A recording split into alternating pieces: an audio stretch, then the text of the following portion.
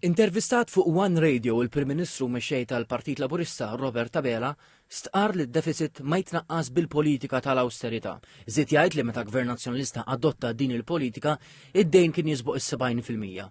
Il-mexxej Laburista rimarka li minkejja l-għajnuniet li fl-aħħar snin tal-Gvern fosthom matul il-pandemija u s-sussidji tal-enerġija kaġun tal-invażjoni Russa fl-Ukrajna, id-dejn tal-Gvern huwa taħt is-60%. Qal ukoll li l-Gvern għandu pjan ċar biex jitnaqqas id-deficit b'0.5% fis-sena u semma li hemm pjan għal qasam tal-enerġija bilan li jindirizza sfidi preżenti. Fi kliemu, dan is-sosten li tal-Gvern issarraf f'aktar investiment li huwa rifless fir-rata ta' tkabbir ekonomiku ta' Malta li hija l-ogħla fl-Unjoni Ewropea. Mistoqsi dwar it-twissija ta' Excessive Deficit Procedure u l-appell tal-Kummissjoni Ewropea biex jiskarta s-sussidji tal-enerġija, il-Prim Ministru qal li s-sussidji kienu l-iprem miżura biex tiġi missil tal-inflazzjoni. Qal li r-rapport tal-Kummissjoni Ewropea jirrikonoxxi li Malta għandha deficit kemm xejn għoli. Mhux minħabba l-politika fiskali żbaljata jew tberbiq, imma minħabba l-għajnuna l-Gvern ta' biex qal salva in-negozju l-impjiegi waqt il-pandemija. F'dan il-kontest indika diskussjonijiet mal-Kummissjoni Ewropea sabiex jingħataw widen għar-realtajiet uniċi ta' gżejjer stati bħal Malta.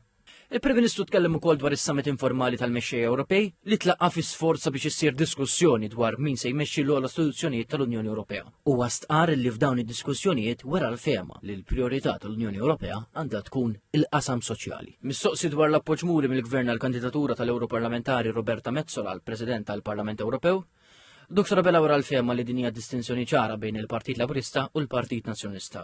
Qalli fil-waqt li l-Partit Nazzjonalista jappoġġja n-nomini ta' dawk li ħadmu l-fehmiet tiegħu biss u jattakka lil dawk kollha nominati mill-Gvern għal karigi barra mixtutna, il-Partit Laburista jġib l-interessi ta' Malta qabel kollox. Dan fi kliemu biex titkattar l-għaqda nazzjonali u f'dan il-kuntest appella biex l-ebda istituzzjoni Ewropea ma tintuża biex tattakka lil Malta. Dr. Abela refera l-konferenza l-Istat tan-Nazzjon ir-riżultati li ħarġu mill-istħarriġ, qal illi jeħtieġ analiżi profonda dwar bosta temi.